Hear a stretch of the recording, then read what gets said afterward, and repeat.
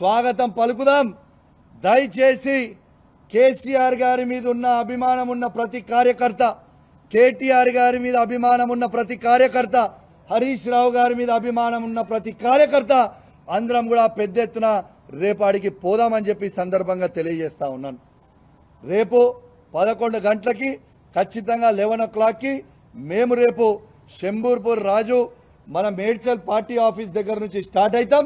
ఆయన ఇల్లు అదే జిల్లా కిందికి వస్తుంది. ఆడికే పోదాం. ఆడి నుంచి అందరం కలిసి ఆ ఇంటికి పోయి స్వాగతం పలుకుదాం.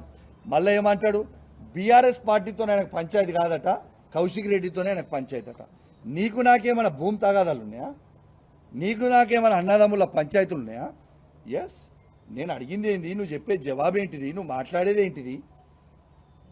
నిర్సిగ్గుగా నిర్లజ్జగా నువ్వు మాట్లాడే మాటలు యావత్ తెలంగాణ ప్రజలు మొత్తం కూడా వింటా ఉన్నారు. అసలు నువ్వు బీఆర్ఎస్ బీఫామ్ మీద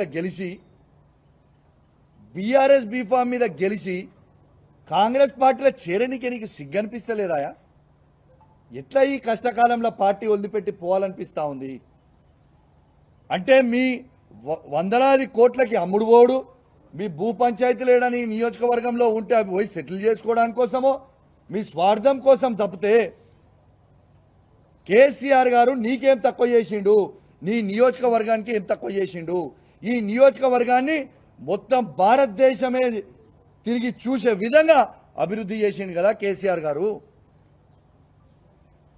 ఇలా ఖచ్చితంగా సరే, నువ్వు ఇంత పెద్ద పెద్ద మాటలు మాట్లాడుతున్నావు కదా, ప్రజాస్వామ్యంలో తన్నుకునుడు గుద్దుకునుడు పెద్ద ఇష్యూ కాదు.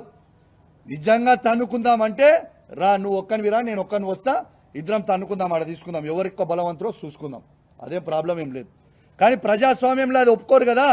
నీకు దమ్ము ఉంటే, నువ్వు మొగోనివే అయితే, నీకు చీమురు నెత్తురు ఉంటేనే నీ ఎమ్మెల్యే పదవికి రాజీనామా చేసి మళ్ళీ బై ఎలక్షన్కి రా, వచ్చి గెలిచి చూపి నువ్వు దమ్ము నువ్వు అప్పుడు ఒప్పుకుంటాను. రిజైన్ చేయి, నీకు దమ్ము ఉంటే నువ్వు రిజైన్ చేయంటున్నా నేను.